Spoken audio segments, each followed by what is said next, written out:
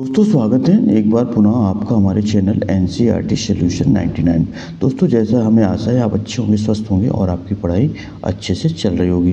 दोस्तों जैसा कि जो है 9/1/2026 को दोस्तों प्री बोर्ड परीक्षा के अंतर्गत दोस्तों अंग्रेजी विषय की परीक्षा आयोजित की गई थी। तो दोस्तों आज हम इस प्रश्न पत्र का पूरा सोल्यूशन देखेंगे। आप पेन कॉपी लेकर बैठे और इनको दोस्तों प्रश्नों को के हल को नोट डाउन करें। तो दोस्तों पहला जो प्रश्न था वो था आपका तो दोस्तों रीडिंग सेक्शन से था। इसमें दोस्तों एक पैसेज दिया था।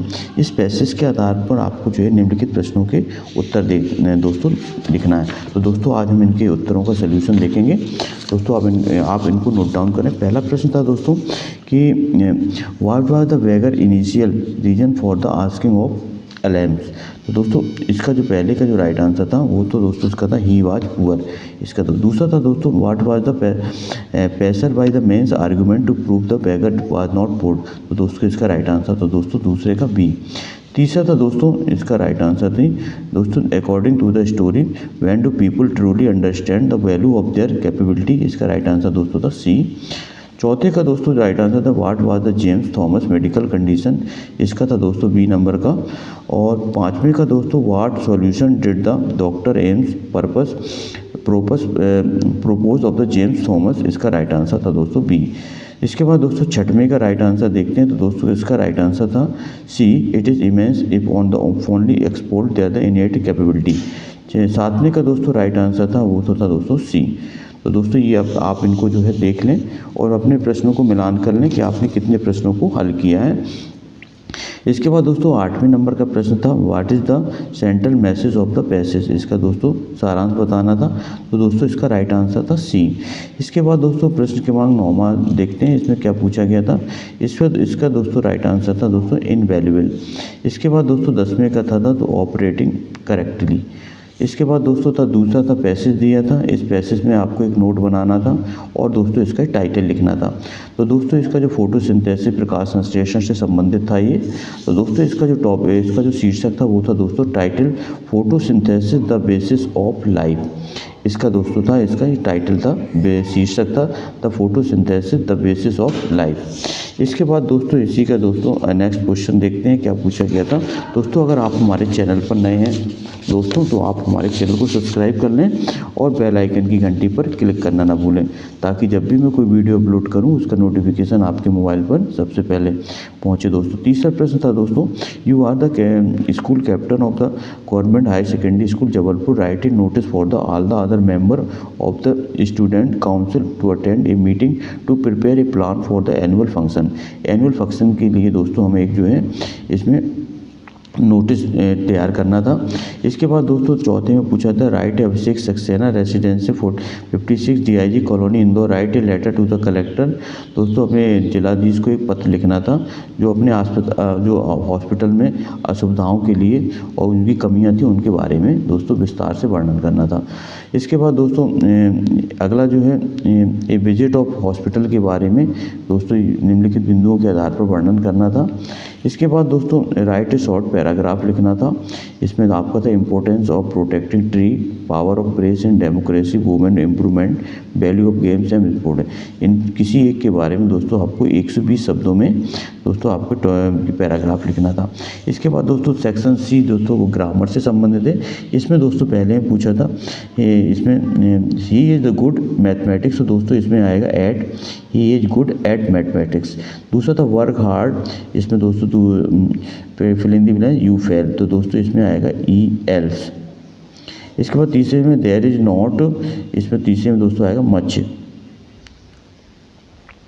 इसके बाद दोस्तों चौथे में आएगा आई डिड नॉट सी। इसमें दोस्तों आएगा I did not see him study क्योंकि ये दोस्तों पास्ट की बात हो रही है। इसमें दोस्तों सेकंड फॉर्म का प्रयोग होगा।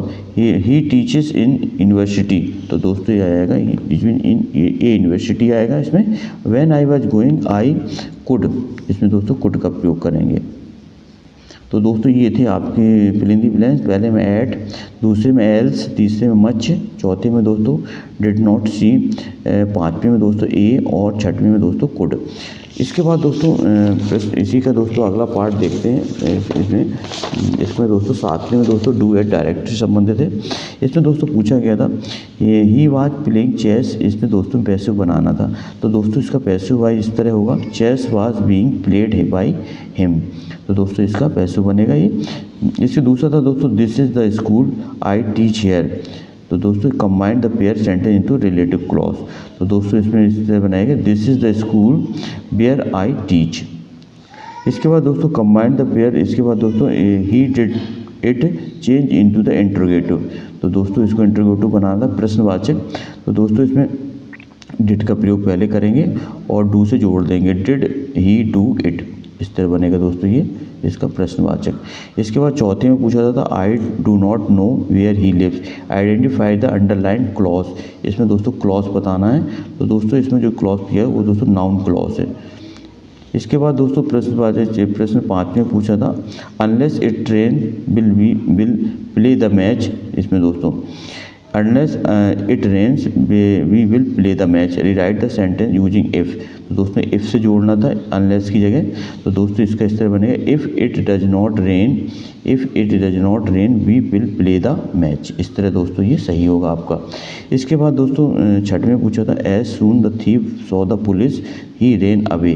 तो दोस्तों इसका वो इस तरह बनाएंगे नो, इसमें दोस्तों नो सूनर और देन का प्रयोग करना था।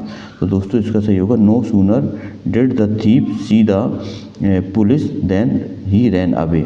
तो दोस्तों नो सूनर और के साथ देन का प्रयोग करना था। तो दोस्तों ये था आपके जो है डू एट डायरेक्ट, इनको आप अच्छी तरह देख लें और इनको दोस्तों वार्षिक परीक्षा के लिए बहुत ही महत्वपूर्ण साबित होंगे दोस्तों ये। इसके बाद दोस्तों सेक्शन डी जो आपके टेक्स्ट बुक पाठ्य पुस्तक से लिए गए प्रश्न है। इसमें दोस्तों एक टेक्स्ट ट्रैक्ट पैसेज दिया था, इसमें क्वेश्चनों को आंसर लिखना। तो दोस्तों इसमें पहले का दोस्तों राइट आंसर होगा ए।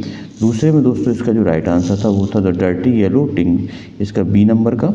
तीसरे में दोस्तों इसका जो तो what happens when the narrator tries to yell under water.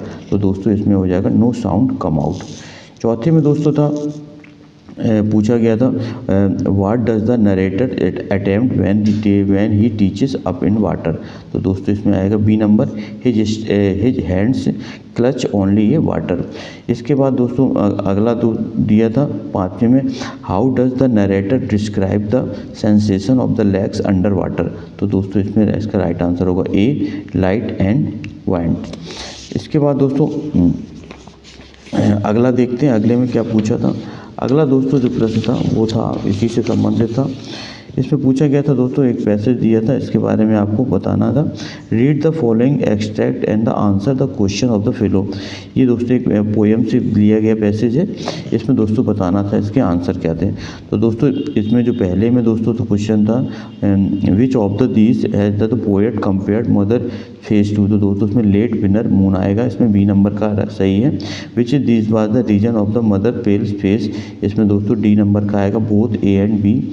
ये तीसरे नंबर में था the writer of the text is, इसमें दोस्तों राइटर थे इसके कमला दास ने दोस्तों ये पोएम लिखी थी। इसके बाद दोस्तों नेक्स्ट पैसेज देखते हैं। एक और पैसेज दिया था, इस पैसेज में दोस्तों था पहले का right answer what were the writer feeling on reaching the continent. तो दोस्तों इसका जो राइट आंसर था वो था तो दोस्तों डी। दूसरे में दोस्तों था इसका था D journey to the end of the earth. तीसरे में था दोस्तों where was the narrator travelling to. तो दोस्तों इसका था अंटार्कटा। और चौथे में in the above text and the word isolation mean. तो दोस्तों इसका था सेपरेशन। तो दोस्तों ये था दूसरा पैसेज। इसके बाद दोस्तों आपके 10 प्रश्न क्रमांक 10वें में से दोस्तों आपके पाठ्य पुस्तक से प्रश्न पूछे गए थे। इन प्रश्नों को आप देख लें, ये प्रश्न आपकी वार्षिक परीक्षा के लिए बहुत ही दोस्तों महत्वपूर्ण साबित होंगे। तो दोस्तों आई होप यू आपको ये प्रश्न पत्र का सलूशन समझ में आ गया होगा। आप कमेंट सेक्शन में अपनी प्रतिक्रिया अवश्य दें कि दोस्तों आपने कितने प्रश्नों को हल किया था। दोस्तों आपका दिन शुभ हो। नेक्स्ट वीडियो में दोस्तों फिर मिलते हैं, तब तक के लिए दोस्तों आप जय हिंद, जय भारत, वंदे मातरम दोस्तों।